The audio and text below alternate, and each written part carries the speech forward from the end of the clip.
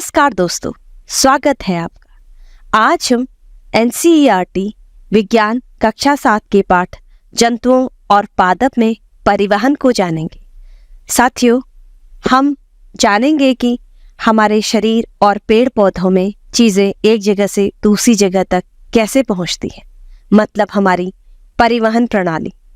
इस रहस्यमयी यात्रा में हमारे साथ होंगे दो खास दोस्त। एक है शरीर का नटखट विशेषज्ञ स्पंद और दूसरी हरियाली की रानी जीवा।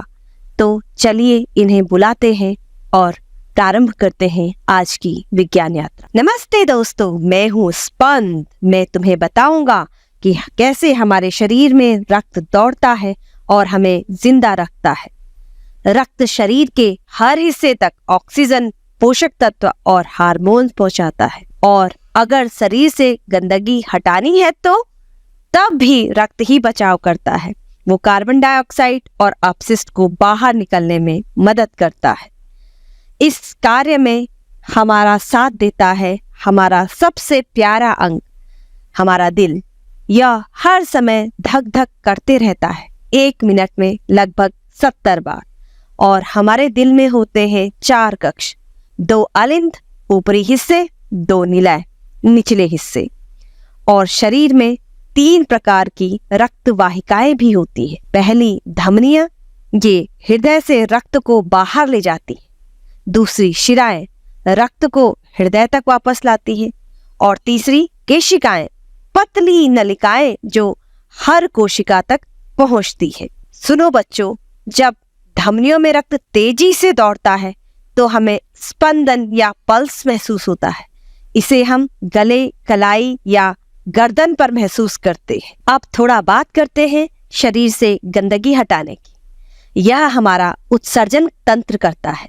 हमारे गुर्दे खून से अपशिष्ट छानते हैं, मूत्रवाहिनी से मूत्र मूत्राशय तक जाता है और फिर मूत्राशय से शरीर से बाहर निकाल दिया जाता है। वाह, बहुत सुंदर स्पंद। चलिए अब चलते हैं अपनी हरियाली मित्र जीवा के पास।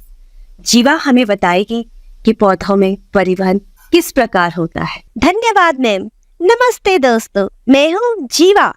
पौधे में कोई दिल या खून वून नहीं होता, लेकिन फिर भी उन्हें जल, खनिज और भोजन को एक जगह से दूसरी जगह तक पहुंचाना पड़ता है। जल का रास्ता होता है जाइलम। जड़ों से पत्तियों तक जल और खनिज लवणों का पहुंचाने का कार्य करता है जाइलम। यह एक तरह का ऊतक है, जैसे नलियों का जाल। पौधे की जड़ें मिट्टी से पानी खींचती है और जाइलम के जरिए ऊपर तक पहुंचती है। और फ्लोएम है भोजन का ट्रक।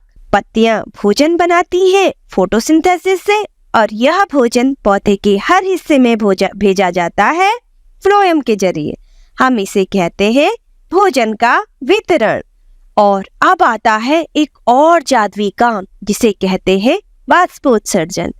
पत्तियों में स्टोमेटा होते हैं। स्टोमेटा से जल वाष्प बन करके बाहर निकलता है। इससे पौधे का तापमान ठीक रहता है और पानी ऊपर की ओर खिंचता जाता है। वाह जीवा और स्पंद, तुम दोनों ने बहुत बढ़िया समझाया।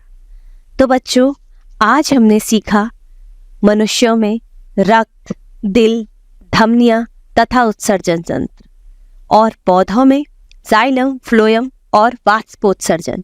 ये सभी प्रक्रिया हमें जीवित और स्वस्थ बनाए रखती हैं। अगली बार जब तुम सांस लोगे या पेड़ों की पत्तियां हिलेंगी तो याद रखना, परिवहन हमेशा चालू है। बच्चों, सीखते रहो और सिखाते रहो।